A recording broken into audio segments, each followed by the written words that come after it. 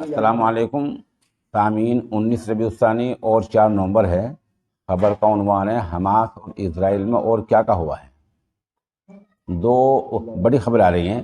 پہلی خبر یہ آ رہی ہے کہ اسرائیل کی فوج نے غزہ پٹی میں واقع ایک ہسپتال سے نکلتے ہوئے ایمبولینس پر حملہ کر دیا ہے، جہاں 17 لوگ شہید ہو گئے ہیں۔ کچھ ایمبولینس میں مریض تھے، کچھ آس پاس کھڑے ہوئے تھے۔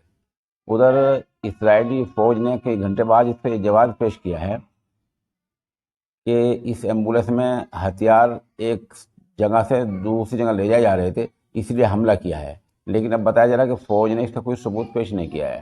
ادھر پہ چل رہا ہے کہ امریکی وزیر خارجہ اسرائیل پہنچے ہوئے ہیں، 1-2 ملاقات ان کی ہو چکی اور ملاقات ہونی ہے، اور جیسا ان کا بیان ہے وہ بیان ان کا یہ آیا تھا کہ وہ جنگ کے رکوانے کی کوشش کریں گے، لیکن اسرائیل کا کہنا ہے کہ جب تک جو لوگ یرغمال بنا رکھے ہیں اور ان کو نہ چھوڑا جائے تب تک اور جب تک ہمیں یہ اعتماد نہ ہو کہ دوبارہ 7 اکتوبر جیسا حملہ نہیں ہوگا تب تک یہ جنگ بندی نہیں ہوگی۔